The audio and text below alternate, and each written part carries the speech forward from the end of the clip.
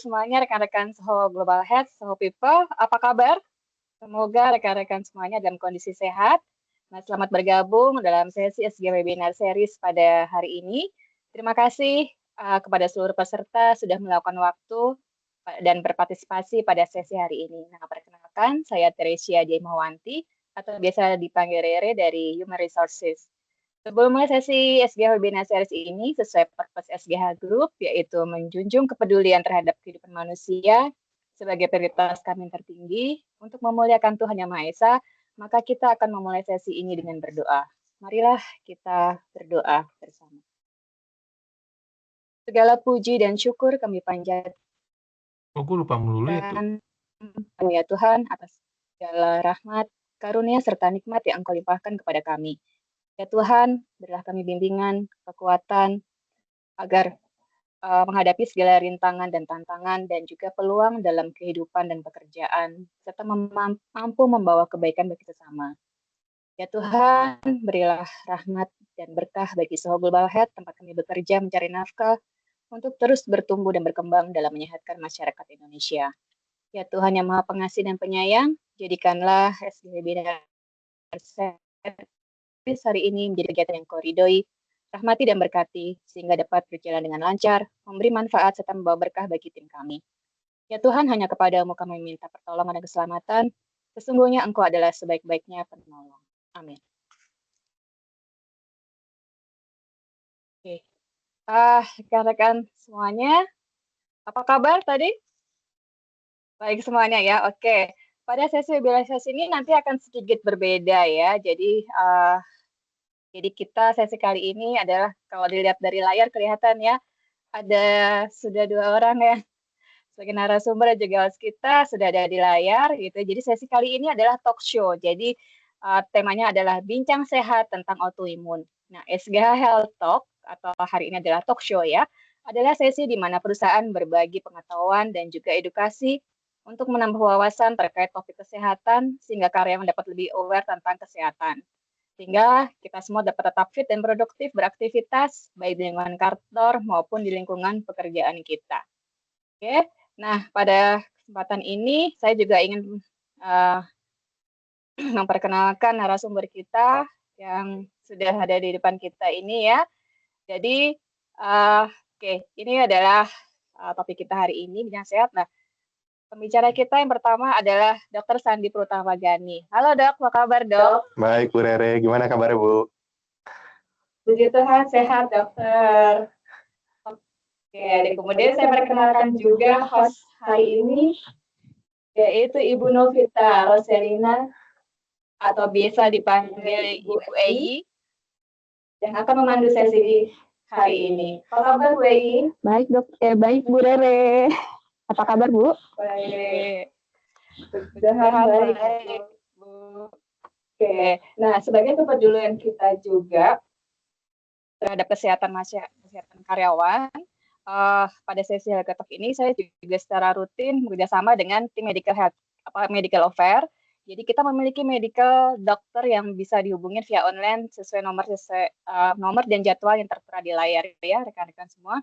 Tak lupa kami juga mengingatkan kembali HR official WhatsApp account kami di layar. Silakan rekan-rekan jika di-save dan silakan menghubungi kami jika diperlukan. Nah, saya mengingatkan kembali juga bahwa kita ada sosial media, silahkan di-follow, baik ada yang di Instagram, ada juga di YouTube maupun LinkedIn ya. Silahkan di-share ke kami people activity maupun vakansi yang ada di departemen atau divisi masing-masing.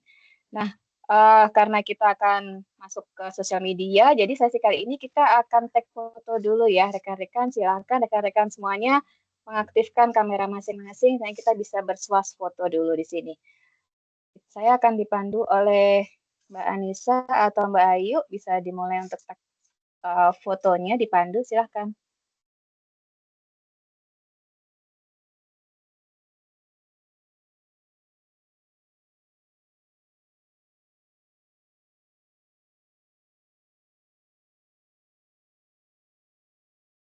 Oke, atau saya capture dari saya, silakan semuanya dinyalakan, semuanya virtual background-nya. Saya foto dulu dari layar yang pertama ya. Baik, 1, 2, 3.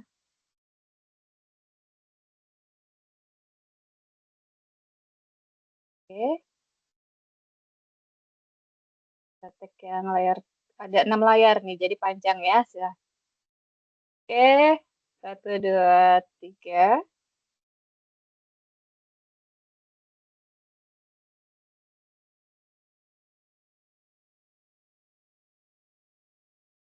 Oke, kemudian bentar.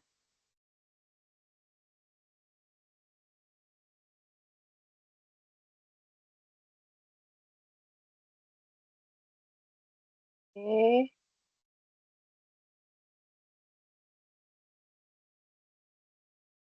banyak nih dok, ada 6 layar nih dok. Oke, layar keempat.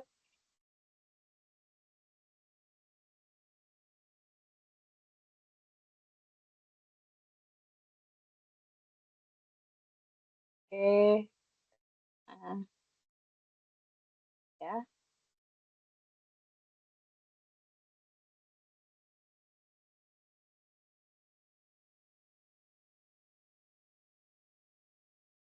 Oke, layar terakhir.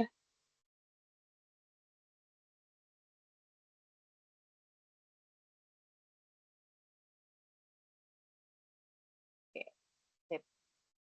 Baik, rekan-rekan semuanya, kita sudah bersuah foto. Nah, selanjutnya saya ingin serahkan sesi kali ini kepada Ibu Weyi untuk memandu sesi talk show hari ini ya. Silakan, Bu Weyi, Dr. Sandi. Makasih Bu Rere. Hai Soul People, apa kabar nih hari ini? Kayaknya pada sehat-sehat semuanya ya. Mudah-mudahan hari ini kita dapat ilmu dari narasumber kita nih. Gimana, apa kabar dokter? Baik, Bu. Alhamdulillah ya dok. Saya pengen nanya kabar ya, Bu. Lama kita nggak ketemu soalnya. Gimana Bu kabarnya? Alhamdulillah baik dokter. Mudah-mudahan kalau kita bincang-bincang sehingga nanti kalau teman-teman atau Soul People tanya dan makin aware ya dok. Siap. Terhadap autoimun. Mungkin suatu hal yang aneh ya saat ini ya dok. Mungkin atau suatu yang langka bagi Soul People autoimun saat ini dok. Kalau baca-baca ya dok ya, autoimun itu ternyata banyak ya dok kasusnya di Indonesia. Oh banyak sebetulnya. Banyak ya dok. Cuman lebih banyak tidak terdeteksinya Bu sebetulnya. Oh gitu, jadi nggak aware ya dok ya? Lebih karena satu betul nggak aware, yang kedua mungkin karena orang menganggap, wah ini saya kayaknya penyakit biasa aja nih. Nah, padahal kalau ditelusuri lebih lanjut, wah ini pas ketahuan diperiksa, wah ini autoimun kamu nih. Nah, autoimun itu sendiri apa sih dok kalau boleh tahu ya dok ya? Iya betul-betul, kita ngobrol ada kejauhan ya. Ngomongin autoimun, kan orang awam jadi mikir nih dok kayak gitu. Kalau mungkin kalau dokter atau apoteker pasti autoimun, oke, gitu. Tapi kalau buat awam sendiri autoimun itu apa dok? Oke, nah jadi aku kasih penjelasan gampangnya gini nih Bu Ei. Jadi kalau kita ngobrol sebelum tahu autoimun, lebih baik kita tahu definisi sistem imun kita dulu sebetulnya. Kalau kita ngomong sistem imun tubuh kita sebetulnya tujuan utamanya kan berarti untuk melindungi tubuh kita, ya kan? Dari istilahnya ada serangan antigen dari luar, ada virus, ada bakteri, jamur dan lain sebagainya lah. Jadi kan supaya istilahnya tubuh kita lebih terproteksi, kita bisa tidak sakit. Misalnya kalau sakit pun nggak sampai parah. Nah itu kan tujuan sistem imun kita. Misal lagi sakit pun, itu nanti sistem imun kita nanti akan membuat supaya kita lebih cepat sembuh. Ya, nah sekarang kalau kita ngobrol mengenai autoimun, nah sistem imun yang sebetulnya tadi tujuannya untuk melindungi kita, jagain kita, malah berbalik. Jadi malah nyerang ini. Malah nyerang, ya kan? Jadi istilahnya musuh dalam selimut nih, kalau bisa dibilang ya. Bener bahaya juga dong dok ya. Betul kan? Justru makanya seharusnya jagain kita. Kalau kita lagi sakit biar cepat sembuh. Malah istilahnya malah nyerang tubuh kita. Terus yang proteksi diri kita siapa? Nggak ada. Oh, kudeta dong dok ya. Nah, berat ya bahasanya ini. Kudeta kalau di negara kan kayak gitu ya dok ya. Betul. Jadi terjadi kudeta di negara menyerang negaranya sendiri gitu ya dok. Betul. Bahaya ya dok ya pastinya. Nah, justru makanya itu, makanya tadi saya bilang orang makanya banyak yang nggak aware tadi seperti Bu Ei bilang, dan mungkin kadang kita juga ngelihatnya ini susah ngediagnosanya karena memang ada beberapa pemeriksaan khusus ya buat autoimun juga, dan mungkin kadang-kadang orang juga kalau ngeliat gejalanya, nih kayak saya sakit flu biasa lah ya, mungkin ini masuk angin lah, cuma pegel-pegel, nyeri-nyeri dikit. Termasuk autoimun itu dok? Nah, padahal mungkin ini autoimun. Saya bilang baru mungkin ya Bu ya. Nah, tapi nanti kan kita bisa ngobrol lebih lanjut gimana nanti istilahnya kita mendeteksi autoimunnya sebetulnya. Siap dok. Nah, kalau udah tahu autoimunnya sekarang, pengen tahu nih dok, penyebabnya sebenarnya apaan dok? Nah, kalau ditanya penyebab nih, kalau banyak kita baca-baca nih nanti ya, mungkin di literasi ataupun nanti di jurnal-jurnal medis, mostly itu banyak kan kita nggak tahu sebenarnya penyebabnya apa. Kalau suka dibilang itu idiopatik bahasanya. Ya, cuman nanti kalau kita juga bisa ngelihat nanti mungkin yang ada beberapa penelitian mengatakan ini ada faktor genetik sebetulnya. Ya. Genetik ikut di situ dok? Nah, genetik itu ada. Jadi istilahnya nggak cuma kita ngomong, orang tua kita diabetes, darah tinggi, ya kan? Oh, nanti bisa diturunin nih. Ternyata autoimun itu ada potensi juga untuk diturunkan. Sama cancer juga sama kayak gitu ya? Nah, ada peluangnya juga. Ya, jadi mungkin bisa ngeliat juga nih silsilah keluarganya nih, ya. Orang tuanya, wah mungkin ibu atau enggak ayah, atau enggak mungkin mau naik dikit ya kakek atau nenek. Mungkin kalau memang ada riwayat autoimun, ya mungkin kita nanti punya potensi di situ. Berisiko ya dok pastinya. Berisiko, pasti jelas. Yang kedua, kalau mau kita lihat lagi dari faktor hormonal. Hormonal sebetulnya nanti kita lebih ngelihatnya ke jenis kelamin, Bu, kalau saya ngelihatnya. Ya. Perempuan apa laki? Nah, beda. Tebak Bu, kira-kira. Mana Bu, kira-kira? Kalau dari bacaan sih perempuan sih, Perempuan, betul. Justru makanya. Kenapa dok? Nah, justru salah satu hormon, makanya perempuan kan hormon kan memang sebetulnya ada yang up and down ya. Kadang-kadang kan nanti dia pada saat lagi hamil, nanti juga ada hormon yang tiba-tiba nanti ditekan, pada saat dia menstruasi juga nanti ada hormon yang tiba-tiba naik, dan lain sebagainya. Istilahnya fluktuasinya itu banyak berubah. Paling nama laki-laki ya jadinya ya. Saya berasa, bukan main perasaan ya dok? Ya makanya saya berasa nggak enak karena di sini saya laki-laki sendiri. Cuman ini memang faktanya begitu. Jadi istilahnya karena faktor hormonal ini nanti itu akan mempengaruhi pencetus terjadinya autoimun itu sendiri sebetulnya. Ya jadi memang rata-rata ya semua penyakit autoimun itu nanti paling banyak mengenai wanita. Wanita, oke. Yes, itu. Hati-hati ya dok ini ya. Nah itu dia ya, nggak nyumpain sih Bu ya. Semoga kondisinya sehat-sehat terus Bu Ei. Ya. Terus habis itu mungkin yang terakhir kita bisa lihat juga dari faktor lingkungannya juga sebetulnya. Lingkungannya mungkin dilihat juga apakah nanti memang istilahnya secara hygiene-nya, ya, sanitasinya. Ya kan ya kalau memang istilahnya polusinya tinggi, radikal bebasnya juga tinggi. Nah yang teman-teman yang di lapangan gimana dok? Yang tiap hari naik kendaraan motor gitu dok kan asap. Betul. Nah makanya. Itu beresiko nggak dok? Betul, itu tetap semua beresiko. Tapi kan sekali lagi gini, nanti di bagian akhirnya sebetulnya aku akan tetap menyarankan ada tips-tipsnya sebetulnya nanti bagaimana istilahnya supaya kita terhindar dari autoimun. Oke dok. Ya sementara gitu dulu Bu. Siap. Dok, ini kan autoimun tuh banyak yang diserang ya dok.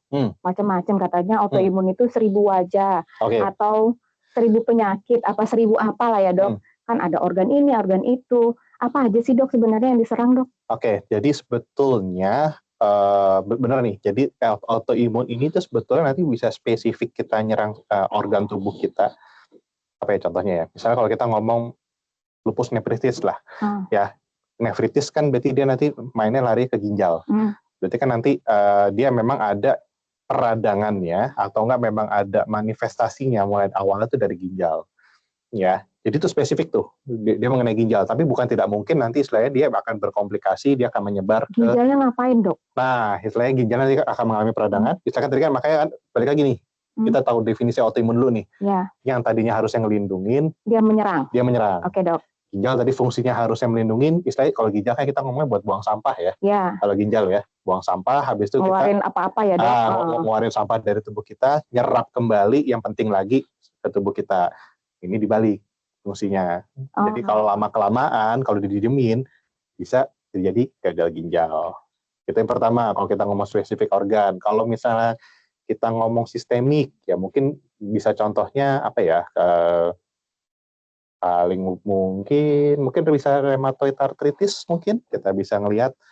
Atau mungkin ada juga penyakit-penyakit yang kayak lupus, itu juga bisa. Karena kalau kita taunya namanya SLE ya kali ya, sistematik lupus erythematosus itu juga beberapa dari SLE sendiri ini bisa menyerang berbagai macam organ. Kupu-kupu dong? Itu si SLE. SLE. Kalau tadi mungkin dibilang penyakit 1000 wajah ya. Ya, yang kupu-kupu muka itu loh dok. Itu bukan cantik sih sebenarnya. Merah-merah Bu ya. Merahnya sebenarnya serem banget. Nggak perlu pakai shadow dok, Betul. blush on Blush gitu. on. Oh ya. Ya, jadi itu mungkin jadi tinggal dilihat nanti apakah nanti dia mengenai organ spesifik atau nanti istilahnya dia nanti mengenai sistem sistemik. Kalau yang bahaya jelas yang udah sistemik ya pasti. Jadi kan Semua ya, dok? bisa nyebar. Kalau di spesifik satu organ sebenarnya kita bisa kelihatan, bisa langsung diintervensi di bagian situnya, bisa kita obatin langsung. Ya banyak kok sebetulnya kalau nanti mau ngomong contohnya lagi kalau misalnya kena pankreas langsung dari awal. Oh bisa ya dok? Bisa dari lahir kita punya nih. Contohnya ada penyakit gula darahnya kok nggak beres nih. Ternyata pas diperiksa, pankreasnya kita shutdown. Insulinnya nggak keluar. Jadinya DM tipe 1. Gitu. Itu contoh-contohnya Bu, jadi istilahnya. Jadi banyak ya dok ternyata jenis-jenisnya dari autoimun ini sendiri ya dok ya. Nah, tadi dokter udah bilang jenisnya macam banyak gitu ya dok ya. Nah sekarang untuk mengetahui itu autoimun, kita kena autoimun gimana dok? Karena kan kita harus kenali, tadi udah kita kenali ya. Wah udah autoimun gitu. Terus udah dikenali juga jenis-jenisnya nih kayak gitu. Terus apa yang harus kita lakukan untuk pemeriksaannya dok, untuk mengetahui bahwa kita kena autoimun atau tidak? Oke, nah kalau pemeriksaan sekali lagi pasti nanti ada pemeriksaan spesifik ya. Nanti pasti kalau misalnya contohnya kayak ada pemeriksaan ANA, contohnya antinuklear antibody. Ya. Mahal nggak sih dok itu? Pasti harganya pasti lumayan lah. Aku juga nggak bisa sebut berapa harganya. Nggak cover BPJS pasti ya dok? Mungkin kayaknya enggak ya. Kalau ini soalnya ini memang beberapa kan pemeriksaan spesifik juga nih Bu. Ya, ada beberapa kayak CS anti DNA atau apapun itu juga itu spesifik pemeriksaannya itu nanti buat autoimun tuh ada. Tapi sekali lagi itu nanti kita memang mesti tahu juga ya. Ini memang makanya ya. Kadang-kadang kalau saya sebagai dokter pun kadang-kadang mikir ini perlu nggak ya saya periksa ini ya. Betul. Saya kadang-kadang mikir juga nih. Ya karena tadi satu yang dikatakan Bu I juga mahal nih. Iya. Ya, mahal. Terus kalau misalnya pas hasilnya kita ketemu penyakitnya, oke lah nggak masalah ya. Tapi kalau ternyata pas mahal udah diperiksa negatif nih, ya kan kecewa juga kan pasiennya kan, gitu. Nah itu memang kadang-kadang yang tadi di awal kita bilang sebenarnya banyak kayak tadi Bu I bilang, tapi ternyata ngediagnosanya tuh nggak segampang itu juga gitu loh sebetulnya. Jadi harus anates ya dok ya? Salah satunya anates. Itu yang paling sering tuh. Rematik itu dok? Rheumatoid arthritis juga sama ya dok ya? Bisa. Jadi anates dulu. Betul, ya dok?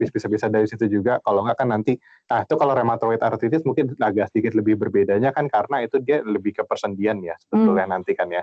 Persendian pun nanti juga lihat dulu nih manifestasi kalau memang kena di sendi, mungkin nanti kita bisa ngelakuin pemeriksaan lain juga. Let's say mungkin kita bisa pakai MRI nanti ya. Kalau parah lebih lanjut ya dok itu ya. Kalau parah banget juga ya itu. Cuma kadang-kadang kalau dari pemeriksaan fisik kalau nanti kelihatan mungkin pas di anamnesa, pas di pemeriksaan fisik, kok kayak ada kaku-kaku nih di sendinya, mungkin ada fenomena Raynaud's-nya nih mungkin nih. Nah itu mungkin kita bisa bilang ini mungkin kamu rheumatoid arthritis. Ya nanti dilihat juga ya kadang-kadang penyakit rheumatoid arthritis juga mirip-mirip tuh kayak kita masuk angin kadang-kadang. Oh gitu dok. Ya cepat lelah, ya kan? Saya banget dok. Nyeri-nyeri, pegel-pegel, ya kan? Nah makanya kadang-kadang bergerak pun susah, males gitu loh sebetulnya. Nyeri banget ya dok. Nah makanya itu kadang-kadang yang kita mikir, ini kok kayaknya gue nggak kenapa-napa gitu loh, ya kan? Tapi kalau pas dilihat nanti, ini kok tiba-tiba tangan kok kaku ya, gitu, sendi-sendi kok kaku gitu loh. Terus habis itu pas diperiksa lagi, kok nanti tiba-tiba kayak ada benjol-benjolan, mungkin bisa di persendian, di tangan. Nah itu nanti bisa bengkok-bengkok nggak sih dok? Bisa bengkok, kadang-kadang bisa bengkok-bengkok juga. Ya, makanya itu nanti yang perlu kita curigain, ya kan? Biasanya makanya aku sendiri tuh ya, ngelihat yang sampai benjol-benjol di tangan begitu tuh jarang sebetulnya, ya. Jadi kalau nenek-nenek yang udah tangannya begitu-begitu dong? Nah itu makanya bisa ada kemungkinan juga tuh, makanya. Ya, cuman memang tadi kita kalau mau memastikan, memang nanti kita betul ada pemeriksaan lanjutannya juga sebetulnya, ya. Gitu. Dok, tapi kan ada juga yang tulangnya sampai bengkok gitu loh dok, apa sih namanya dok, spondilitis gitu loh dok, yang itu autoimun bukan sih dok? Kalau istilahnya bambu spine ya. Iya, yang bengkok belakangnya itu. Nah itu sama sebetulnya, itu kalau istilah bambu spine itu juga nanti yang kayak tulang belakangnya nyatu lah, ya jadi kalau dilihat penampakannya orangnya kayak ngelengkung gitu. Iya, ngelengkung gitu, Dok. Badannya kayak ngelengkung lah sebetulnya. Kita bilang pikir salah posisi duduk Ya, gitu. betul. Makanya orang ada yang bilang nanti, kamu skoliosis nih, Iya, ya kan? Ada yang bilang suka Ya, nah, skoliosis itu kan beda pasti ya, Dok ya? Pasti beda. Pasti itu juga beda. Nah, makanya itu juga sebetulnya itu kan dia peradangan di persendian tulang belakangnya juga sebetulnya. Yang seharusnya kan kalau aku gimana ya gambarin tangannya. Jadi kan harusnya kan kita kalau posisinya kan harusnya begini ya, tegak begini. Iya, tegak gitu ya, Dok ya. Kan, nah, tulangnya begini ya, Dok. Nah, tulangnya jadi kan dia ngelengkung ya. Jadi gimana ya ngomongnya, kayak cembung lah. Tiba-tiba gitu, begini-begini ya, Dok. Nah, tiba-tiba dia apa kayak agak membungkuk gini. Ya, itu kan jadi makanya yang berbeda kan karena dia nyatu semua tulang belakangnya. Nah, itu harus operasi nggak sih, Gitu. Dok? Nah, kalau sebetulnya kalau ditanya operasi atau enggak, ya pasti nanti iyalah kalau ujung-ujungnya. Pasti Karena biasanya kan orang muda-muda tuh, Dok. Nah, itu kan mesti reposisi soalnya udah kayak gitu. Apa ya reposisi ngomongnya? Dibalikin posisinya ya, Dok. Dibalikin posisi ke awalnya sebetulnya. Ya supaya kalau begini terus kan juga kan repot ya. Itu nyeri juga, Dok? Pasti nyeri kalau kayak gitu. Karena kan dia nempel nih tulang belakang. Peradangan juga ya, Dok ya? Demam nggak sih, Dok, orangnya? Pasti bisa. Pasti bisa. Demam, cepat lelah, kadang-kadang bisa berat badan bisa menurun. Itu pasti manifestasi yang kayaknya kita anggap ini kayak bukan apa-apa lah, bukan autoimun nih gitu. Ya. Ada juga itu, Dok, yang apa? Sjogren ya, Dok? Apa sih? Sjogren. Ini kita bahasanya udah susah banget, Dok. Nah, beda topik ya. Karena ada itu kan yang Kori itu loh, Dok. Putri Indonesia kena itu tahun 2029 katanya, Dok. Saya nggak tahu malah, Bu. Katanya jadi dia lupus juga, kena sindrom itu juga Sjogren ya, Dok. Sjogren itu jadi dia sampai lumpuh, terus ya itu air liur nggak ada ya, Dok. Ya, betul. Air udahnya nggak ada, dia bilang kayak gitu, dia sampai lumpuh karena dia double gitu loh, Dok. Jadi bukan cuma satu aja tapi dua. Bisa gitu ya, Dok? Bisa. Jadi justru sebetulnya Sjogren syndrome ini awal mulanya itu malah katanya dari lupus. Lupus dulu nanti bisa timbul Sjogren syndrome justru sebetulnya. Nah, siapa tadi namanya? Putri Kori. Saya tuh kayak kurang update, Bu.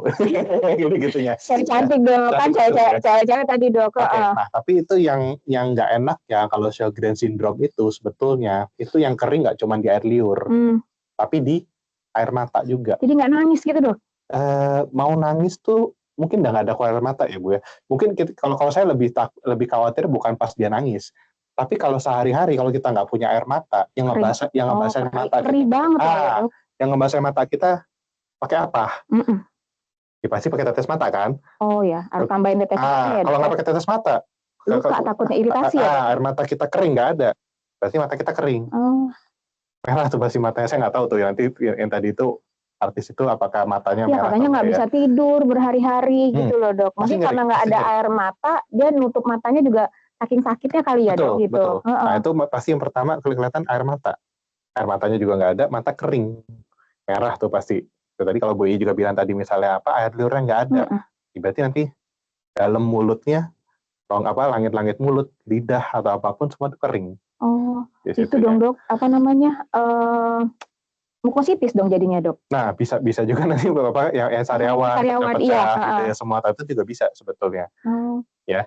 Nah, itu makanya kadang-kadang bisa terapinya nanti ya, kalau gampangnya ya, kalau saya bilang ya, pasti nanti tetes mata itu pasti dia mesti pakai yang nomor 1.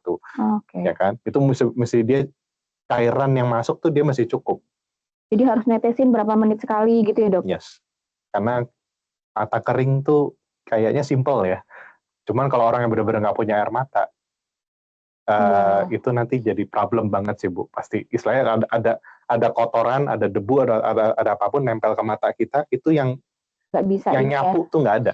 Istilahnya. Kalau kita masih punya air mata, itu ada yang ngeluarin. Nah, kalau nggak ada, langsung nempel, cek, wah udah pasti iritasi. Kasian ya, Dok ya. Nah, ternyata autoimun itu, kalau kita mikirkan gini, autoimun itu adalah penyakit yang biasa aja, yaitu tadi nggak aware, orang-orang mikir cuma sakit biasa, kayak masuk angin gitu ya, apa salah duduk tadi ya, Dok, kayak gitu. Dan itu menyerangnya juga usia-usia produktif ya, Dok, gitu. Betul. Ada nggak anak-anak, Dok? Anak-anakmu juga sebetulnya ada, cuman memang rata-rata ini baru banyak mengenai itu di usia-usia yang produktif, sebetulnya seperti katakan Bu I ya. Tapi memang kalau suka ditanya, mulai usia berapa sih bisa kena autoimun ya? sebenarnya bisa menyerang segala usia sebetulnya. Kalau tadi contohnya ada diabetes tipe 1 nih, contohnya nih ya, yang pankreasnya shutdown, kita nggak bisa produksi insulin. Suntik dong ya. Nah, terus suntik insulin kan pasti, Iya, pasti kan. Nah, itu juga kan dari lahir. Iya sih. Itu dari lahir Dia sebetulnya. nggak boleh berhenti ya dok, sama sekali nyuntiknya. Ya sekarang kalau andai kata nggak punya insulin, yang mecah gula darah yang masuk, siapa dong? Jadi autoimun tuh seumur hidup tuh dok. Iya kan? Iya kan? Masya Allah. Ya kalau misalnya dia pankreasnya jebol, dia nggak bisa produksi insulin, ini pasti itu nanti insulin Bu, udah pasti kayak begitu. Iya. Ya, itu sebetulnya juga dalam tanda kutip tuh warisan kan sebetulnya dari orang tua tuh. Ya kemungkinan anaknya juga bisa kena juga ya dok. Yes, gitu. Jadi kita harus aware ya dok. Harus aware banget. Makanya kadang-kadang ya mesti paham juga ya apa dari keluarga. Misalnya udah tahu nih ada riwayat keluarganya. Ya kalau misalnya ya penyakit-penyakit sederhana, hipertensi atau nggak gula darah atau mungkin kita belajar juga ya ini ada autoimun nih sekarang nih. Ya itu mesti tahu gitu. Autoimunnya apa nih? Misalnya orang tua saya atau enggak mungkin dari kakek nenek saya. Jadi kita juga bisa kita pun harus aware. Oh saya mungkin punya potensi nih mengalami ini juga di diri saya maupun di anak saya nanti. Tapi kalau nggak merasakan ininya dok, simptomnya, kita periksa aja gitu ya dok? Nah, biasanya makanya justru kalau yang diharapkan ya sebenarnya dari penderita autoimun, itu stabil kondisinya. Nggak serangan ya. Ya kan, kalau lagi serangan tuh yang pasti rasanya nggak enak lah, pasti semuanya. Ya kalau tadi lupus juga kadang-kadang kita mau keluar aja juga nggak enak, kita kena cahaya atau kulit sakit rasanya. Ya kan, makanya kadang-kadang kalau orang yang keluar terus bawa payung, nanti dia pakai tutupan kacamata hitam, pakai topi, pakai segala macam perlindungan, masker, ya mungkin tuh jangan-jangan dia autoimun lagi autoimun tuh, ya. Lagi ini ya dok, lagi lupusnya lagi. Nah, lagi kambuh sebetulnya. Ya kan? Makanya kadang-kadang obat-obatan itu kan sebetulnya dikonsumsi untuk menstabilkan dalam tanda kutip ya. Makanya kalau misalnya kita berkaca ngomongnya obat-obatan hipertensi, kalau kita konsumsi setiap hari, itu kan sebetulnya nanti untuk menstabilkan gula darahnya supaya nanti tekanan darahnya supaya nanti tekanan darahnya tidak meningkat. Sama sebetulnya nanti obat-obatan yang untuk autoimun ini pada saat dikonsumsi itu nanti kita tujuannya ya supaya autoimunnya nanti tidak tiba-tiba kambuh lah posisinya. Gitu Bu. Jadi cuma obat-obatan itu adalah untuk memperpanjang ya dok. Ada katanya remisi. Remisi itu apa ya dok? Remisi berulang jadinya kan? Iya, muncul lagi ya dok. Muncul lagi. Karena kan katanya autoimun itu adalah penyakit yang dikit-dikit remisi gitu. Ya, betul. Ya karena tadi mungkin karena kontrolnya dan obat-obatan yang digunakan juga kan nanti kan mungkin tidak sesuai dengan apa yang diperlukan. Biasanya kan mungkin kan kalau kita mau ngomong baseline pengobatannya begini kan kita kudu banget steroid nih.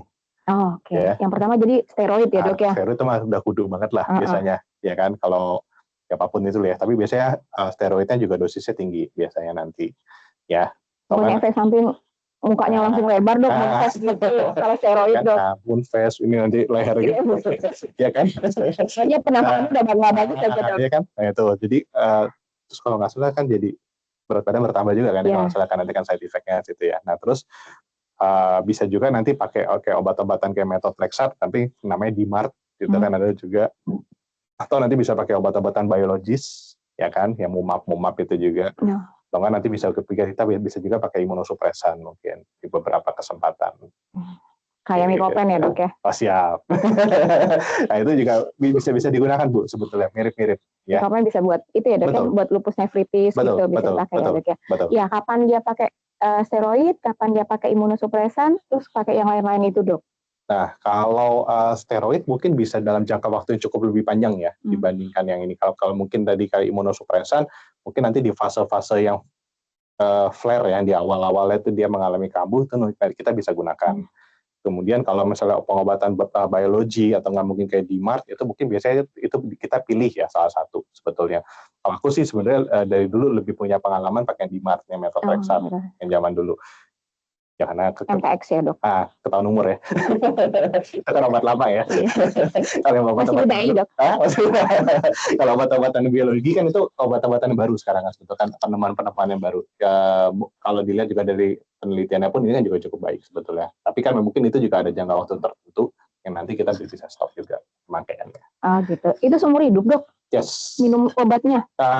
pastilah seumur hidup kita kan buat kontrol pasti semuanya. Nggak apa-apa tuh ginjalnya, Dok. Nah, makanya tinggal nanti kan pasti kalau kayak begini kita ada pemeriksaan berkalanya juga, Bu, semuanya.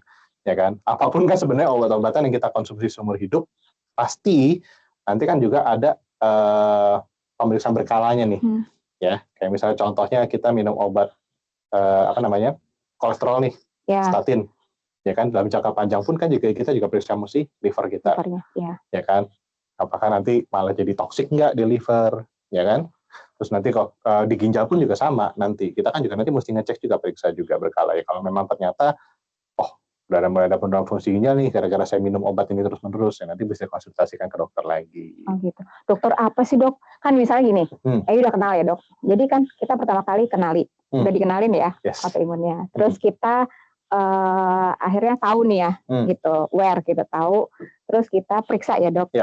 Periksa, terus kita harus ke dokter mana di, Dok?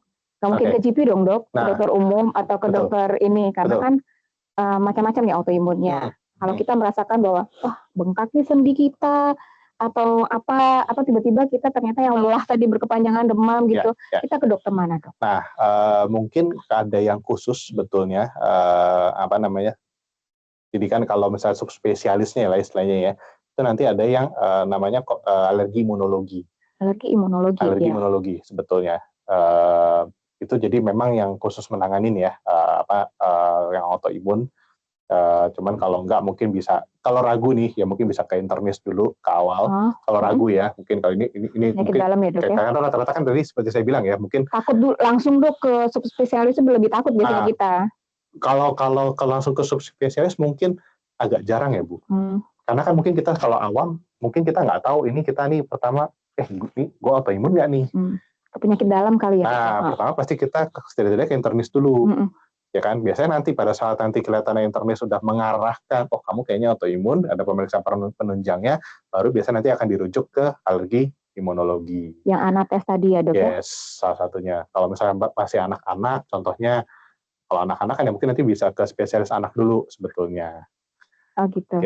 Sama, spesialis anak kan juga nanti kan, ya pasti dia kan akan melihat dulu nih. Banyak nggak sih, Dok, spesialis anak yang nanganin autoimun itu? Banyak lah ya pasti ada. Pasti banyak. Ya, cuma makanya tadi balik lagi ke tadi seperti Bu Ei bilang, kasusnya banyak sebetulnya. Iya, 22 juta, Dok. Kalau baca lagi lebih ekstrimnya itu, Dok, 1 dari 10 orang Indonesia ya, Dok, di Indonesia ya ini ya, 1 dari 10 orang Indonesia itu terkena autoimun. Aduh, gitu. Banyak banget tuh, Dok. Indonesia itu sekarang 270 juta ya? Iya, jadi sekitar 22 jutaan lebih itu kena autoimun, Dok. Iya, Dok. Apa karena stres ya, Dok?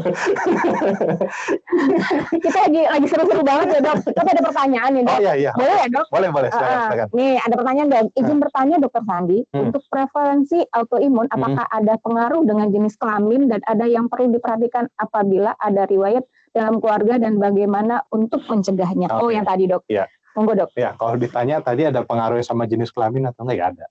Ya kan tadi ya, perempuan lebih rentan untuk terkena autoimun. Ya, tapi harus waspada. Tapi so people yang laki-laki yang lagi hari ini nonton bukan berarti tidak bisa kena ya. Tetap bisa kena gitu loh autoimun. Cuman lebih kemungkinan cewek ya, Dok. Yang lebih kemungkinan lebih tingginya memang perempuan. Memang lebih ya. Kita harus waspada.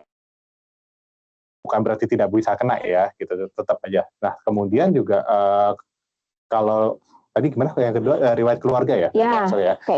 Kalau riwayat keluarga ya pasti kita makanya tadi aku bilang mesti lihat dulu nih orang tua ya. Kalau nggak ada orang tua mungkin dari kakek nenek ke atasnya lagi.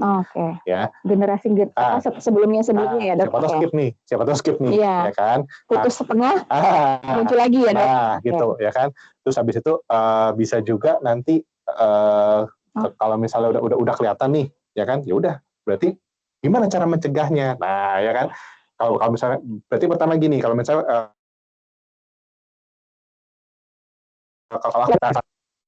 kalau misalnya dari keluarga udah ketahuan nih, ya, misalnya contoh orang tua nih punya autoimun, ragu-ragu nih, gue autoimun nggak ya? Ya kan, gue autoimun nggak nih? Jangan-jangan kan seorang atau Tapi autoimun. kan udah mulai ada ini dong. Ya kan. Gitu ya, Udah mulai istilahnya ada warningnya, orang tuh autoimun. Ya. Gue autoimun nggak nih? Oke, boleh kita Periksa ya dok. periksa. Karena riwayat ya dok. Yes, kita boleh periksa dulu. Kita udah antisipasi dulu ya dok. Gitu ya. Ya harapannya semoga nggak ada apa-apa, ya kan. Tapi kalau memang misal ternyata kok gue autoimun juga gitu, misalnya contohnya ya kan. Udah dini ya dok. Nah berarti kan kita mesti mencegah, ya kan. Nah makanya kadang-kadang kalau mencegah gitu paling gampang, paling mudah yaitu tadi kelola gaya hidup dulu. Ya. Sebetulnya paling gampang. Jaga kesehatan dulu dari apa yang kita makan, apa yang kita minum, dari pola istirahat, ya. Kemudian juga dari manajemen mental health-nya juga, ya. Kalau saya ngomong nggak stres ya, mental health ya. Ya, kita bahas sekarang Gen Z. Ya. Itu lebih perlu diperhatikan situ. Dalam konsumsi obat-obatan pun juga mungkin perlu sedikit kehati-hatian juga sebetulnya. Ada kesananya ya dok kalau kita minum obat sembarangan ya dok. Betul. Makanya perlu agak kehati-hatian lah dalam tanda kutip. Ya. Oke. Ini ada pertanyaan kedua nih dok. Kayaknya makin seru nih, makin sore. Oke. Pertanyaan dari pertanyaan kedua nih dok. Dari Pulung, Bandung. Oke. Dok, izin bertanya. Kita setiap hari tidak lepas dari handphone atau gadget dok. Kemana-mana kan pakai itu tuh dok. Ya. Mungkin kan bahayanya radiasi dok. Ya. Nah, apakah hal tersebut bisa menyebabkan salah satu penyebab autoimun atau tidak dok? Jadi bawa kemana-mana nih, sinyalnya itu dok, radiasinya apakah bisa bikin jadi autoimun dok? Ya oke, agak sulit nih ya. Soalnya ini jangan dok. Ini yang bertanya ya. Oke. Karena kemana-mana bawa handphone dok. Kenal, Bu I kenal. Kenal dong. Siap. Oke. Kalau sebenarnya gini, sebenarnya aku belum pernah baca nih jujur ya. Terus secara detailnya apakah istilahnya pada saat radiasi sinarnya dari handphone itu secara terus-menerus kita terpapar, itu nanti bisa menimbulkan autoimun atau enggak. Tapi kalau aku sih ya tetap nyaranin sebaiknya memang sebelum tidur ya kurangi pemakaian gadget. Jauhin itu. Ya. Tapi kalau tiba-tiba ada telepon dok dari bos? Nah itu makanya kadang-kadang perlu work-life balance di situ ya.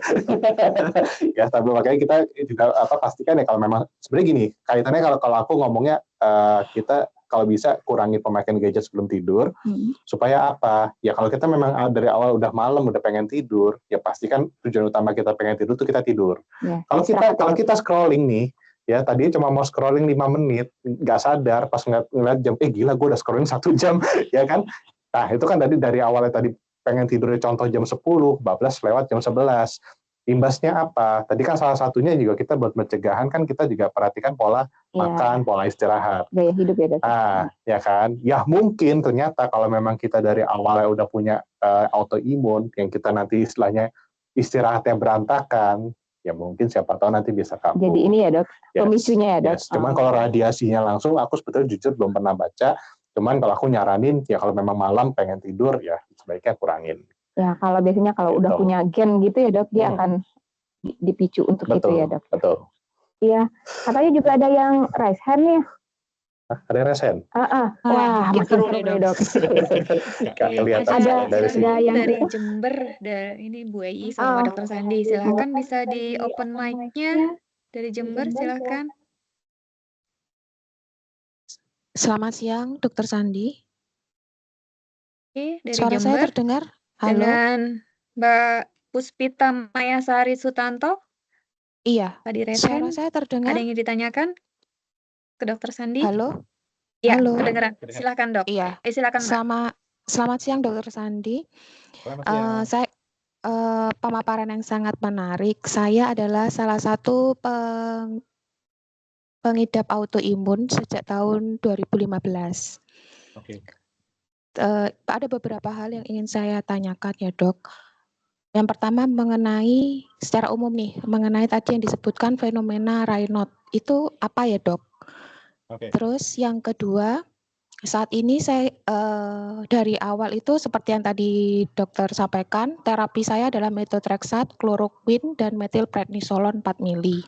Seiring berjalannya waktu, Akhirnya karena kondisinya sudah membaik, jadi sekarang terapinya hanya metilprednisolon 4 mili.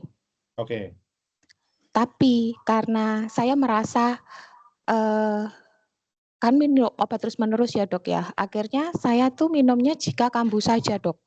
Jadi kan ada seperti kita bisa merasa lah, badanku nih sepertinya sudah nyeri semua nih. Oke. Apalagi menjelang menstruasi, itu biasanya akan semakin memburuk. Bukan memburuk sih, sebetulnya ya akan terasa nggak enak lah, persendian dan sebagainya. Nah, jadi saya minum apabila mendekati itu. Biasanya setelah 1 minggu, 2 minggu minum akan terkendali lagi. Jadi saya tidak minum obat ya sudah nggak apa-apa gitu loh dok. Kabar enak ya. Terus yang kedua, apakah apabila mengalami salah satu tipe seperti saya rheumatoid arthritis, apakah ada kemungkinan ada jenis akan akan pindah atau menambah dengan autoimun lainnya, misalkan plus apa gitu dok. Terus yang terakhir, berapa persen ya dok kemungkinan anak saya laki-laki juga akan mengalami hal yang sama seperti saya. Terima kasih. Wah, oke, padat nih. Sorry Mbak, tadi berarti kalau autoimunnya itu yang sudah terdeteksi itu rheumatoid arthritis. Iya, rheumatoid arthritis. Biasanya saya setiap tahun itu menambahkan tes CRP kuantitatif. Iya. C-reactive protein ya. Apabila ada MCU di kantor, biasanya saya menambahkan itu, dok. Siap. Oke, kalau begitu. Terima kasih. Mbak siapa? Saya Puspita tadi ya? Ya, dari Jember. Oke, dari Jember. Oke, nah tadi pertanyaannya yang pertama, ini sebetulnya terima kasih juga ya, mungkin Mbak Puspita ini jadi sharing ya sama kita ya sebetulnya ya, ternyata ada ya Soul People. Nah, topiknya relate juga ternyata sama yang dialami Soul People juga ternyata. Nah, oke. Jadi kalau kita tadi pertama obat-obatan ternyata cukup banyak ya ternyata metilprednisolon ya. Metilprednisolon, tadi ada methotrexate, ada chloroquine juga. Cuman sekarang udah di stop nih. Makanya kan tadi aku juga mungkin mention yang bisa digunakan lebih jangka panjang, mungkin lebih ke si kortikosteroidnya lah sebetulnya. Ya.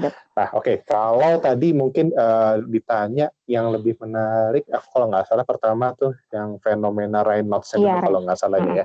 Semoga nggak salah ya. Nah, sebetulnya nanti kalau fenomena Raynaud itu kan gampangnya tuh kayak kekakuan di ujung-ujung sendinya lah sebetulnya. Ya, mungkin warnanya bisa sedikit berbeda ya. Bisa sedikit lebih putih ya. Jadi dibandingkan yang warna normalnya. Putih malah dok. Bukan Raynaud itu merah ya dok. Putih. Bukan, jadi. Raynaud. Ya. Saya pikir Raynaud. Raynaud. Agak ini ya dok. Itu Raynaud. Oke dok. Itu mungkin biasanya memang mulai rasa nyeri-nyerinya ya timbul tuh juga kalau pada saat dia kambuh sebetulnya. Ya. Nah, itu tadi makanya sampai Mbak Puspita sendiri bilang sekarang dia tuh kayak bisa badannya ngerasain nih, wah nih autoimun gue udah mau kambuh nih, ya menjelang tadi mungkin ada kondisi khusus. Tapi boleh stop gitu ya dok? Nah memang sebetulnya kalau aku ya biasanya prinsipnya kortikosteroid sih biasanya aku tetap terusin. Kalau aku sih biasanya memang methotrexate ataupun tadi misalnya chloroquine ataupun nanti kita pakai pengobatan biologi itu biasanya memang ada jangka waktu tertentu kita bisa stop sebetulnya. Tapi kalau kortikosteroid biasanya aku akan tetap lanjutin sih. Apalagi 4 mili ya dok? Nah 4 mili. Dosisnya lumayan kecil lah ya? Sebenarnya gede ya, cuman kalau dibandingin yang lain-lain kan kortikosteroid kan bisa lebih gede lagi nih, sampai 16 mili, 32 mili, 4 mili, ya memang masih kecil sih, setuju sih memang ya. Cuman memang kalau istilahnya buat kontrol dalam jangka panjang itu tetap aku tetap saranin sih sebetulnya Mbak Puspita ya. Nah terus tadi pertanyaan berikutnya anaknya. Kemungkinan kena. Anak laki-laki. Wah susah ya kalau begitu. Kalau genetik sih saya selalu ngomong 50-50 ya Mbak. Kalau begini agak susah sebetulnya. Jadi kemungkinan ke-skip bisa aja ya dok? Bisa. Nanti malah cucu gitu ya dok? Makanya tadi kan 50-50 ya. Kalau aku selalu bilang kalau begini kemungkinan 50-50. Jadi tapi tetap istilahnya anaknya kalau bisa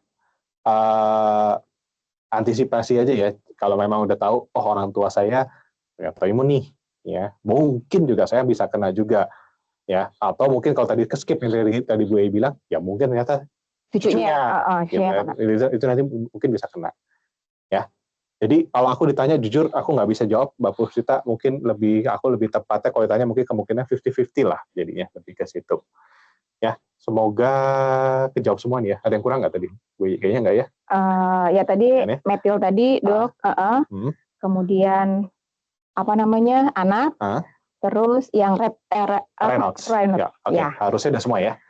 Dok, kalau gemuk dia rheumatoid arthritis itu ngaruh nggak sih dok? Nah, pertambahan berat badan yang mendadak gitu loh dok. Nah, sebetulnya kalau pertama berat badan yang mendadak tuh sebetulnya kalau ditanya pengaruh atau enggak, bisa mencetuskan rheumatoid. Iya.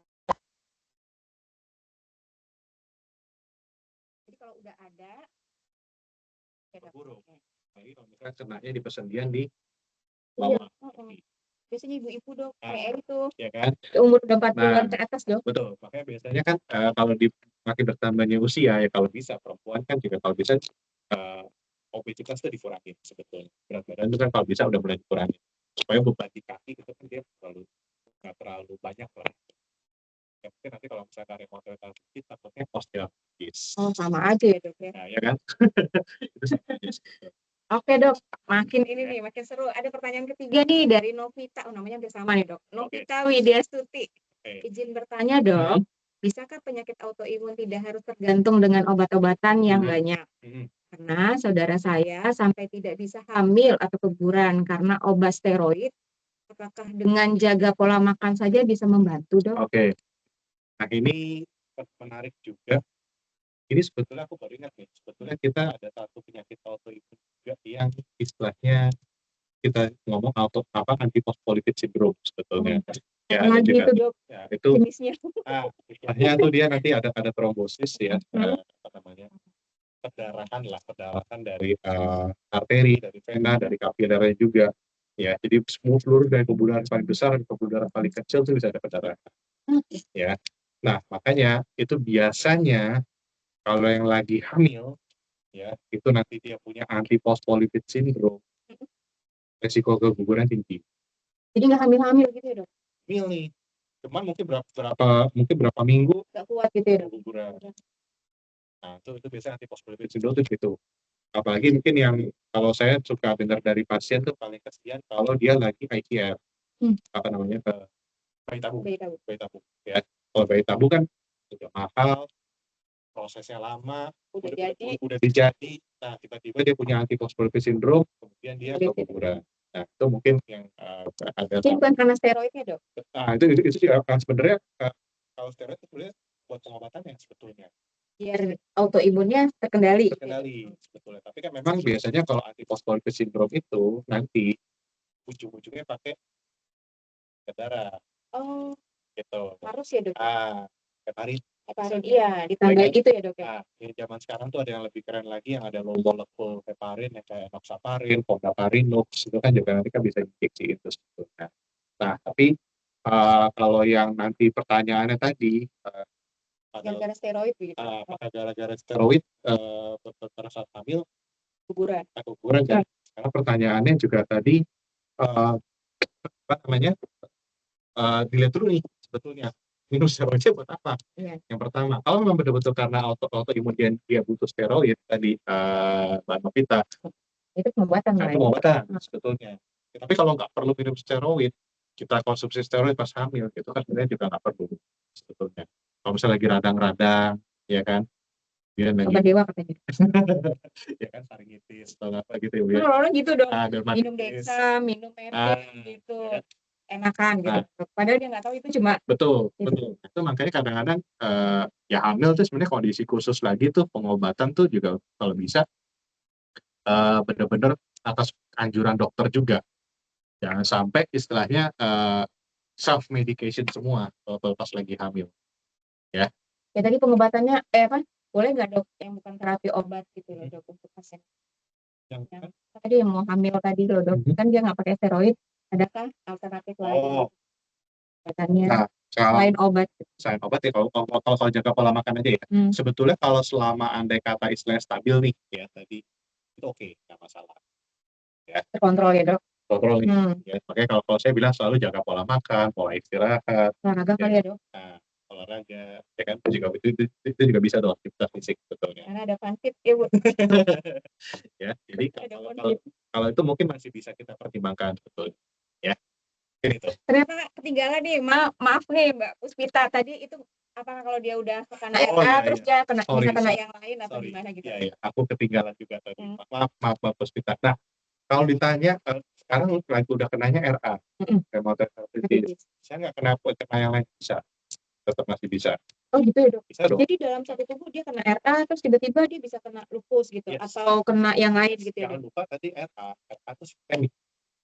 Seluruh ya, Dok, seluruh Yes. tubuhnya kena. Yes. Jadi sendi-sendi yang ada dimanapun kena, Dok. Betul.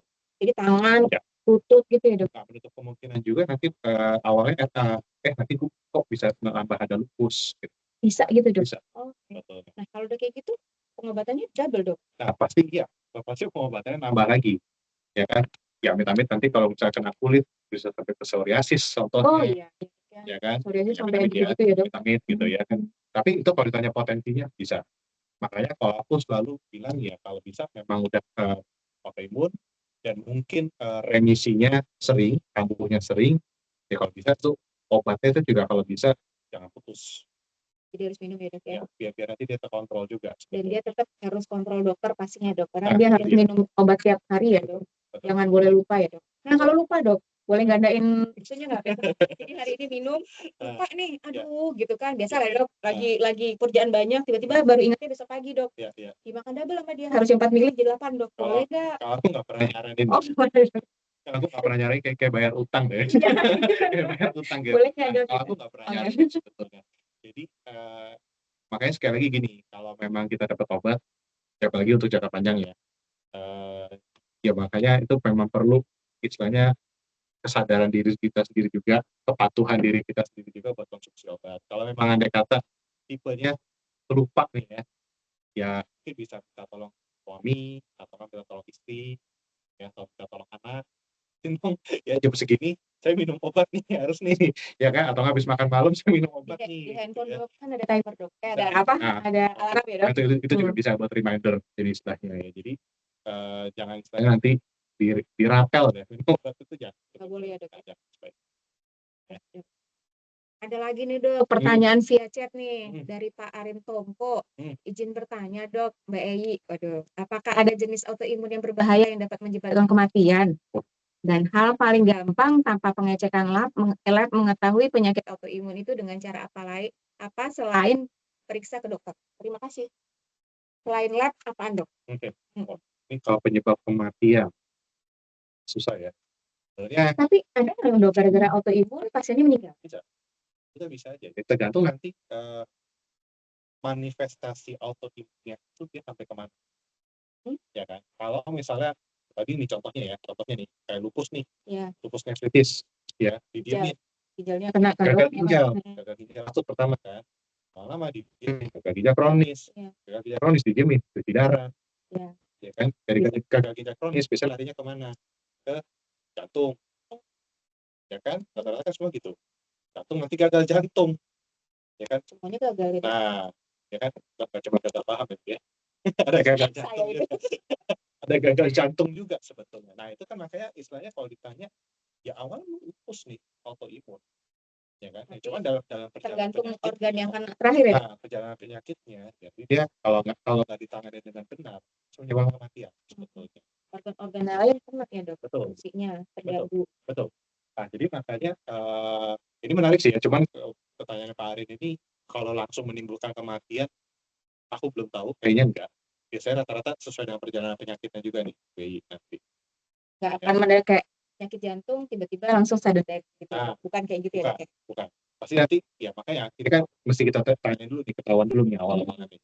Kita tanya kenapa kok nanti misalkan badan bisa lemes-lemes, bengkak-bengkak, ya kan, bisa radang sendi, kalau kan nanti ada bisa bengkok sendi, ya, atau apapun lah nanti kalau di kulit psoriasis nanti ada kelainan kulit, ya itu kan langsung cepat periksa ke dokter. Iya. Jangan didiemin. Nah itu itu ya, Dok, dia nyerang yang lain-lain ya, Dok. Nah itu kalau didiemin nyerang lain-lain nggak repot. Iya. Kayak begitu. Terakhir jantungnya diem ya, Dok. Ya kan. Apa kalau ditanya lagi tadi? Pemeriksaan lab. Iya, periksa labnya. Selain periksa lab apaan? apalagi ya, kalau aku sih kadang-kadang kalau misalnya ketahuan pakai sendi, ya mungkin nanti atau nggak diulang, itu bisa ronsen. Paling gampang lah ya. Mungkin cukup terjangkau. Jadi kalau dibanding pemeriksaan apa gitu yang kayak tadi autoimun mungkin yang gampang ya ronsen. Ada juga ARA dok, anak ARA, Ada kan banyak tuh, iya, ya kan? anak ARA, cewek semua itu dok. Kalau tadi ada pemeriksaan apa tuh ya Pak, kita pakai CRP itu Iya. kan itu kan mahal juga ya. Iya. Tapi nggak apa-apa dok, biar tahu itu autoimun apa, sehingga penanganannya lebih jelas ya. Mungkin paling tidak-tidaknya mungkin kalau suka ada kelainan sendi, juga ada gangguan kayak di tulang, pegel-pegel, mungkin ronsen bisa kayak ngebantu sedikit gitu ya.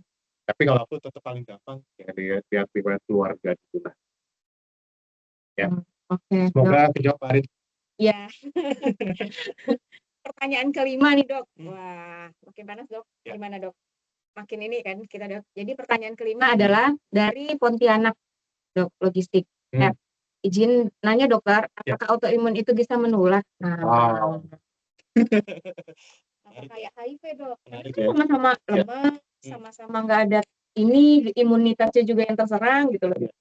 Nah ini kalau ditanya menular atau enggak, betul. Jadi boleh pegang-pegang ya? Boleh. Oh, boleh. Ya. Jadi lebih tepatnya berempati ya, jangan pegang-pegang. Nah tapi kalau mirip lah, kalau bisa ditanya darah tinggi nular nggak? Ya kan? Apa kencing manis nular nggak? Ya. Tapi diturunkan. Gitu. Ya. Semoga kejawab ya dari yang Pontianak. Iya, logistik ya. Ya. Pertanyaan kena panjang nih dok. Waduh. Kacamatanya harus dilurusin nih. Dewita Cici Ernia. Halo Dok Sandi, Dokter Sandi dan Mbak Ei, izin bertanya, apakah langkah pencegahan yang bisa kita lakukan untuk menghindari hal-hal yang menyebabkan autoimun ya? Jadi apa langkah pencegahan dok? Ya. Untuk menyebabkan autoimun. Kemudian karena dilihat dari lifestyle serta makanan yang tersebar, itu sangat riskan. Ya. Dan untuk anak-anak, apa ciri-ciri yang wajib diwaspadai sehingga lebih peka sama kondisi anak? Oke. Terus dok, orang tua saya kalau terlalu capek atau terlalu keras menggunakan kakinya, lututnya bengkak, ntar minum steroid kempes. Apa bisa diklarifikasi autoimun? Sama dok, juga gitu dok. Sama berdiri jadi bengkak tuh. Orang tua dong ya? Apa? Pertanyaannya apa di Oke. Nah jadi yang pertama pencegahan yang bisa dilakukan untuk menghindari autoimun ya tadi ya. Paling gampang ya lifestyle hidup ya, dari pola makan, pola minum, pola istirahat, olahraga, paling gampang gitu. Nggak stres ya dok? Nggak stres. Oh, bukan stres, jadi apa tadi dok? Mental health. Ya, lebih gitu menjaga kesehatan mental di situ. Ya kalau memang takut makanan minuman yang di luar nanti baik atau enggak, ya memang lebih baik masak sendiri kali ya. Kalau sempat ya. Nah, masak sendiri ya kalau sempat ya. Jadi ibu-ibu karir ya, kayak Bu ini ya, mungkin agak tapi kalau kita mau tahu yang aman, kita mau tahu ini apa pasti baik-baik aja buat keluarga kita ya kan, sebaiknya kita minum sendiri. Yang frozen gitu? Nah, aku sebetulnya tipikal yang lebih suka yang fresh ya. Jadi beli sayur, daging dari pasar. Mama kan dok, yang mau makan goreng itu aja gitu, yang frozen dok, gitu. Nah, udah. Mungkin sekali-sekali boleh ada masker. Ya, tapi kalau tiap hari ya itu kan juga sebetulnya apa ya ada pengawetnya kan sebetulnya kan yang kita bikin dia tahan gitu, ya. Kemudian apa tadi untuk anak-anak apa yang harus diwaspadai sehingga orang tua lebih peka terhadap kondisi ya dilihat aja. Kalau aku anak-anak gampangnya gini, aku juga punya anak ini ya, mungkin anaknya juga masih kecil ya, masih SD juga, jadi kelihatan anaknya sehari-hari gimana ya. Kalau anak saya kan mungkin sehari-hari modelnya nggak bisa diem ya, aktif gitu ya, kayaknya tenaganya nggak habis-habis lah pokoknya tuh. Ya kayak kalau baterai tuh ada merek tertentu tuh nggak bisa. Iya. Kayak dicas mulu. Tapi kalau memang tiba-tiba ya itu anak aja nggak mau makan, udah orang tua tidak tahu dong kan ada sesuatu. Kita udah tahu tipikalnya itu anak kayak begitu kan, nggak bisa diem berbeda dari seharinya ya. Betul. Ya, itu nanti bisa juga dipantau di situ, ya. Atau mungkin kita sebagai orang tua pun, ya kalau memang kita tadi tahu antara istri atau suami ya autoimun, kita anak bisa kita screening, ya. Kan ada ya. Nah, kalau anak-anak kecil yang merah-merah, bentol-bentol sering-sering gitu loh dok, itu bisa kemungkinan autoimun. Biasanya jarang. Kalau anak-anak mungkin kalau yang ngeri ya, ngeri banget nih di Kawasaki. Kalau pernah dengar, ya, darah merah, ya, hilangnya jantung. Itu agak serem sih memang. Tapi itu emang kasusnya agak rare, agak jarang juga. Tapi bukan berarti tidak menutup kemungkinan juga sih sebetulnya. Ya. Nah, kalau orang tua yang capek tadi dok, Terakhir. jadi Nah, itu masuk. tapi nggak minum steroid dok, walaupun bekak. Nah, itu sebetulnya yang aku saranin itu gitu, ya, jangan sedikit-sedikit kita konsumsi steroid, ya. Steroid ini juga sebenarnya mirip-mirip kayak antibiotik, ya. Dikit-dikit kalau bisa dikonsumsi, lama-lama kalau kita lagi butuh dengan dosis, dosis yang misalnya kita contohnya kita bisa kalau saya kasih dosis 4, ini akan membantu kamu, tapi ternyata enggak. Naik lagi ya. Nah, naik dosis. Padahal obat kalau semakin tinggi dosis, potensi terjadi efek samping tinggi. Ya kayaknya lebih poten, tapi ya potensi terjadi efek. Tapi kan, ya, kalau aku makanya kalau memang tidak memerlukan banget ya steroid, aku nggak akan kasih. Ya kalau tadi kasusnya, karena belum tahu ya dok, dia autoimun atau bukan. yes, gitu. Tapi kalau udah autoimun dikasih steroid tetap harus minum ya. Betul. Nah kalau autoimun biasanya nggak mungkin kalau dikasih steroid 1 kali enak. Iya. Harus berkelanjutan ya. Nah, panjang kayak gitu. Nggak mungkin nanti di stop udah hilang tuh beneran, itu nggak bisa autoimun. Mungkin kali direndam pakai air hangat, pakai garam kali ya dok. Betul. Enak gitu. Mungkin kalau ada yang berusia gitu takutnya mungkin saja dia OA, osteoartritis bisa juga. Itu beda ya dok, bukan autoimun. Udah beda. Itu udah beda lagi ceritanya. Beda ceritanya. Ya. Bukan autoimun. Jadi tetap harus penegakan disease ya dok, betul. Penyakitnya apa kan. Jadi baru bisa kita terapi dengan baik. Betul. Baru bisa kita simpulkan juga ya betul. Jadi jangan asal minum steroid ya dok. Aku nggak nyaranin ya, sekali lagi tadi makanya siapa namanya Mbak Devita ya namanya tadi. Devita ya, Mbak Devita. Ya kalau memang nanti masih bisa dipakai pengobatan yang topikal kan kadang ada tuh yang oles-oles yang topikal. Ya kan mungkin bisa diarahkan gitu dulu. Kalau memang sesekali butuh steroid nggak ada masalah sih betul. Ya. Oke. Ada lagi nggak nih? Oh masih ada nih dok. Dari ini Pontianak Logistik lagi. Dan yang baik untuk penderita autoimun dok apa dok? Dan yang harus dihindari dari makanan apa aja dok? Oke. Nah, yang boleh dan yang enggak. Yang ada pantangannya nggak dok? Nggak bayar. Semua ya. Itu kan nggak usah cuma autoimun ya, kita semua orang sehat juga kalau bisa. Jadi apa aja boleh makan? Harusnya nggak ada masalah sebetulnya. Apa makan sesuatu nyeri gitu loh dok? Enggak. Selama gini, yang penting gini kalau memang istilahnya nggak ada komorbid yang lain ya. Kalau misalnya ada komorbid yang lain, contohnya gini, dia rheumatoid arthritis, tapi dia punya asam urat contohnya. Oh, beda ya dok. Contohnya, tapi tambahan dong, ya kan dia memang punya rheumatoid arthritis, dia punya asam urat. Jangan nanti udah tahu dia punya asam urat, tapi ya kan cingkong yang banyak gitu. Nah, malah jadi istilahnya kan bekal. Ya, kalau misalnya contohnya dia punya manis, ya, inilah konsumsi yang manisnya. Ya. Jadi kalau selama mungkin dia autoimunnya murni, dia nggak ada komorbid, nggak ada apa, pun sih nggak ada masalah ya makanan apapun, selama istilahnya gizinya seimbang. Jangan terlalu banyak juga, jangan terlalu kurang juga ya. Yes, ya, jangan terlalu fokus nanti, misalnya sarapan kayak tipikal saya dulu pas pendidikan ya, si uduk, ya kan, perkedel kentang, habis itu apa namanya, bihun, terus habis itu gorengan. Bongkar itu kan secara gizi kan nggak seimbang sebetulnya. Gulanya tinggi banget tuh. Nah, ya itu kan nggak cocok, makanya sebetulnya nggak cocok. Emang mengenyangkan sih, tapi secara proporsi gizi itu nggak cocok. Ya. Tetap harus memperhatikan itu ya, pola. Kalau ya mungkin hindari makan makanan yang banyak pewarna, awet, ya kan, pemanis, gitu, mungkin bisa dikurangin. Tapi kalau orang manis bukan. Itu beda. Pertanyaan selanjutnya dari Rizky Surabaya, Dok. Nah, izin bertanya, Dokter. Ya. Apakah ada kemungkinan autoimun dapat disembuhkan? Terima kasih. Oke, Bapak Rizky. Ya, Ini Pak Surabaya Rizky. loh, Dok. Lalu Pak Rizky ya. namanya, kalau ada nama. Oke, tadi mungkin kita udah sempat ngobrol kali ya, entah apa secara eksplisit ya. Tapi sebetulnya autoimun itu nggak semua. Jadi ada aja ya. Jadi kayak diabetes, kayak hipertensi tadi ya, Dok ya. Diabetes, hipertensi, Jadi dikontrol aja. Sebenarnya sekali merdeka tetap merdeka. Ya kan?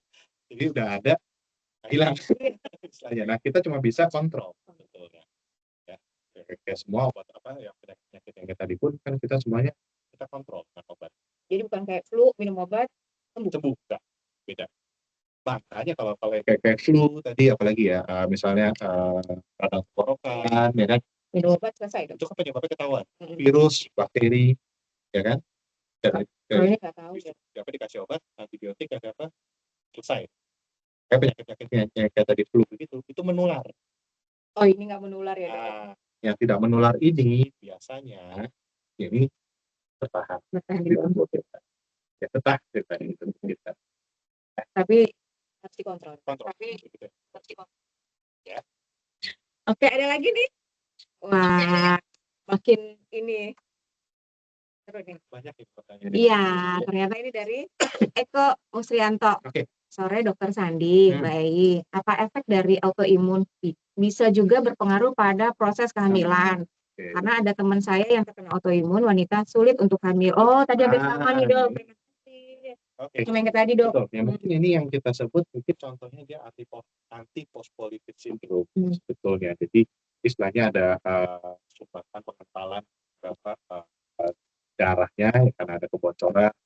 Jadi nanti yang perlu kita deteksi juga ada pemeriksaannya sebetulnya. Ya, kalau misalnya usaha hamil, kalau enggak ya amit-amit ya udah hamil tiba-tiba nggak lama keguguran, ya itu Sedih banget. kalau sering ya itu mungkin perlu cek. Gitu. Ya siapa tahu punya adegan seperti itu ya di phospholipid itu ya, tapi yang terutama dicek dulu ya, mungkin dari kesuburan dulu ya, dari laki-laki dan dari perempuan. Kalau memang ada masalah di kesuburan ya mungkin problemnya seperti di profil darah. Tapi itu kalau minum obat dia bisa hamil nggak, Dok? Kalau minum obat, jadi kan udah ketahuan nih bahwa dia adalah yang tadi, Dok, antiphospholipid syndrome tadi, Dok. Terus dia dikasih obat nih, dikasih misalnya heparin dibanding kasih steroid juga kan, Dok, digabung gitu. Terus dia bisa hamil nih. Jadi kalau hamil nanti dia tidak akan guguran. Kemungkinannya. Nah, itu pun juga makanya pas hamil pun kan nanti ada yang obat-obat pengencer darah itu kan nanti kan dikonsumsi, diinjeksikan. Ya, diinjeksikan. Makanya kadang-kadang ada yang istilahnya anak lahir pakai heparin tuh ada. Iya. Ya kan, jadi dia perjuangan banget tuh, anak mahal pasti itu. Karena kalau nggak disuntik heparin, darah nggak encer, anak nggak hidup. Ya, itu pun ada sebenarnya diobatin bisa sebenarnya. Tapi itu pasti dulu ya, itu memang betul ya. Kalau memang betul nanti dia ada antiphospholipid syndrome, dokter kandungan pun nanti pasti akan menyarankan nanti seperti itu. Ya. Oke. Kalau hamil nih, Dok ya, tetap suntik. Nah, itu nanti tergantung. Lagi profil darah. Jadi tetap kontrol ke dokter ya, Dok. Betul. Kan makanya kan pas kita lagi hamil pun kan juga ada pemeriksaan rutin darah kan. Iya juga pas dulu hamil kan pasti 3 bulan lagi cek darah dulu. Udah lupa, Dok. Udah gede anaknya. udah lama nggak hamil, Dok? Oh, siap. Ya, tapi kan dulu pasti inget-inget ada nih, ya kan disuntik ambil darah. Itu kan nanti tujuannya kan buat lihat juga nih, ya kan. Oh, profil darahnya baik, gula darahnya juga bagus, ya kan. Sekarang gula darah naik. Siap. Oke, pertanyaan selanjutnya nih, Dok. Pertanyaannya sama dengan Putu Agus dengan Oki Prima Jaya. Oki ya? Oki apa Oki? Oki. Oki. Nah, Selamat sore Dokter Sandi dan Bu Ei. Izin bertanya, seberapa besar pengaruh kehamilan pada wanita yang mengalami autoimun terhadap calon bayinya dan berapa persen? Oh sama nih Dok dengan yang tadi. Oh, Kayaknya banyak pasangan Ya. muda yang kepengen punya anak nih Dok. Oke. Nah, itu mirip-mirip ya tadi jawabannya. Mungkin sekali lagi tadi siapa namanya Pak Oki ya, Iya. mungkin ya. Dicek dulu aja Mm-mm. kalau memang punya ada autoimun ataupun tadi ada antibiotik. Jadi periksa tetap ke dokter, periksa yang tadi ya Dok, Ya. antiphospholipid sindromnya itu nanti baru diterapi gitu ya. Betul. Oke, ini sore dari Aulia. Sore Dokter Sani dan Bu Ei, izin bertanya, apakah Iya. benar konsumsi imunomodulator? Wah, bahasanya agak ini nih, Iya. rutin bisa menyebabkan autoimun. Oke. Bahasanya tinggi nih Dok. Yes. Ini sebenarnya mau mendukung salah satu produk di Sopo juga sebetulnya ya. Oke, jadi ya kita sebut aja ya, kita kan sebenarnya di Sopo kita juga punya produk Ibus. Nah, Ibus ini kan memang ada ekinase-nya, yang perannya juga sebagai imunomodulator. Nah, jadi kalau ditanya apakah nanti konsumsi terus-menerus imunomodulator ini nanti bisa menyebabkan autoimun? Sebetulnya enggak. Sebetulnya ya nggak ada bukti penelitiannya sebetulnya berbahaya nanti dia malah jadi banyak imunnya kalau tinggi bisa jadi autoimun itu enggak ya, kecuali orang autoimun. Orang autoimun Udah punya gen ya Dok? nah, Udah punya genetik Ya, gen. autoimun? saya kasih Ibus, Yang khusus. nah itu nggak boleh. Ya kan? Jadi sebenarnya gini, Tapi kan kalau kita nggak tahu Dok, nah makanya kita kan mesti paham nih ya, karena istilahnya apa tadi kan balik lagi autoimun, imunnya yang tadi nolongin kita harusnya jadi malah melawan kita. Kita kasih imunomodulator tuh tambah apa naik, dia ya Dok? naik. Banyak pasukannya makin banyak ya Dok? Ini makin banyak. Kalau anda kata itu kondisi imunnya pas lagi baik, nggak apa-apa dia bisa nolong kita. Tapi kalau lagi autoimun, lagi nyerang kita, tambahin pasukannya, bisa kita. Ya, itu kadang yang miss sih Dok. Kalau kita kan berpikir kalau kita di enak badan sakit, gitu. Nah, ya kan. Gitu. Padahal kita autoimun. Betul. Nah, itu yang perlu dicek juga nanti sebetulnya. Kalau memang udah ada potensi itu, ya sebaiknya jangan minum imunomodulator. Terus juga kalau memang misalnya ya kita aman-aman aja kok, kita kondisinya sehat-sehat aja, ya kan, boleh nggak minum imunomodulator? Boleh, kenapa enggak? Ya. Jadi lihat ininya ya Dok, Ya. kondisinya kita. Betul. Kalau memang karena penyakit sakit, kita sakit, minum imunomodulator nggak apa-apa ya Dok. Betul. Tapi kalau kita autoimun, jangan ya. Yes. Nah, terakhir nih Dok, apa nih take message-nya dokter buat closing people? ya. So people. Ya. Dari aku mungkin apa ya? Mungkin buat so people semuanya yang pertama bagi mungkin so people ya yang dimanapun berada kalau memang punya autoimun contohnya ya, kalau memang lagi mengidap autoimun, istilahnya tetap semangat aja ya. Terapin pola hidup sehat ya dimanapun so people berada. Kalau memang ada obat-obatan harus dikonsumsi, ya konsumsi. Ya terus juga jangan lupa autoimun ini tidak benar ya. Kalau misalnya so people ada temennya autoimun, bukan berarti harus dijauhi. Ini nggak boleh sama sekali. Ya, tapi yang punya autoimun ini harus aware kalau penyakit saya ini harus ditangani, harus diobati, harus dikontrol kondisinya biar nanti tetap stabil. Ya, dan mungkin juga nanti berpotensi untuk diturunkan kan. Ya, kemudian juga kalau mengkonsumsi obat, ya, apapun itu obat, vitamin, suplemen, ya, kalau bisa ngikutin anjuran dan aturan pakainya. Ya, apalagi kalau buat yang autoimun, ya, benar-benar harus istilahnya sesuai banget kebutuhannya. Ya, yang kita nggak autoimun pun kita juga harus jaga-jaga juga. Ya, jangan dikit-dikit pusing-pusing dikit paracetamol. Ya. Lagi Dok. Oh, lebih berat ya. Kayak gitu ya. Jadi mungkin itu. Jadi perhatiin juga kalau misalnya kita jaga kesehatan, badan kita sehat. Ya, mungkin itu aja dari aku. Makasih Dokter Sandi. Wah, udah banyak banget ya tambahan pengetahuan kita sore ini ya. Mulai dari autoimun itu apa, pengobatannya itu apa, terus kita cek labnya apa, apakah menimbulkan kematian atau tidak. Itu terakhir Dokter Sandi tadi bilang apa? Kita harus jaga kesehatan ya Dok, jaga lifestyle, makanan, olahraga yang sehat ya dok. Betul. Ya teman, so people, aduh banyak pengetahuan yang sudah kita dapat hari ini. Mungkin kalau misalnya ada pertanyaan nanti akan dijawab by email ya Bu Rere ya. Nah, teman-teman, sekian dari kami untuk pilih penanya terbaik untuk mendapatkan itu. Oh iya, kita ada gimmick ya. Ada banyak gimmick nih. Kalau ini tadi yang Mbak Puspita tadi. Dokter Sandi.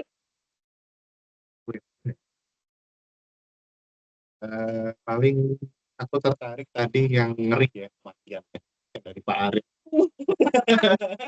Ya, agak mengerikan gitu kayaknya ya. Tadi dari yang namanya sama, Novita.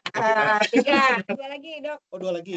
Oh, paling aku juga mungkin boleh, karena ini tadi sekalian buat menegaskan ya, sebenarnya penting tetap atau konsumsi, tapi bukan berarti imunomodulator nggak aman buat autoimun ya. Mungkin buat tadi penanya yang siapa imunomodulator Aulia ya. Satu lagi yang itu, yang tadi siapa? Yang genjet.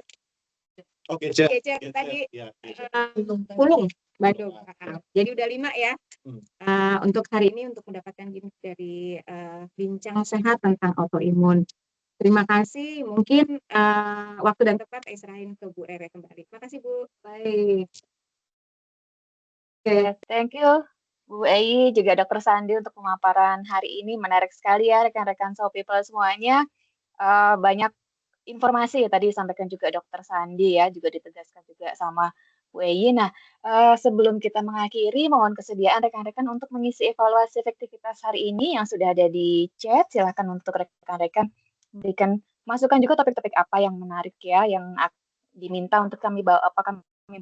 Kami usahakan akan mencari narasumbernya yang expert juga untuk bisa nanti tampil di SG Webinar Series berikutnya. Nah, oke. Rekan-rekan, sekali lagi saya mengucapkan terima kasih dan ingin menyampaikan juga topik webinar series berikutnya itu nanti tanggal 7 Agustus ya. Webinar series kita bekerjasama dengan rekanan kita yaitu PT Zurich Insurance Indonesia. Topiknya adalah safety driving and riding. Nah, teman-teman semuanya yang mobile ataupun rekan-rekan yang memiliki kendaraan, boleh ya baik kendaraan roda 2 maupun roda 4 bisa nanti join karena kita akan menghadirkan praktisi dan juga sekaligus pembalap nasional gitu ya, profesional. Nanti mereka bisa bertanya langsung nih kepada narasumbernya apa sih mengenai bagaimana berkendara yang aman tentang keselamatan berkendara seperti itu. Nanti penanya terbaik yang tadi juga sudah disampaikan oleh Bu Ei dan Dr. Sandi akan kami kirimkan gimmicknya ya. Oke, baik terima kasih rekan-rekan So People lainnya untuk sudah bergabung pada sesi kali ini yang sudah banyak sekali ya, ada lebih dari 100 yang join di kali ini. Kami nantikan kembali kehadirannya untuk SG Webinar Series berikutnya dan selamat beraktivitas kembali. Sekali lagi terima kasih Bu Ei dan Dr. Sandi. Selamat sehat selalu.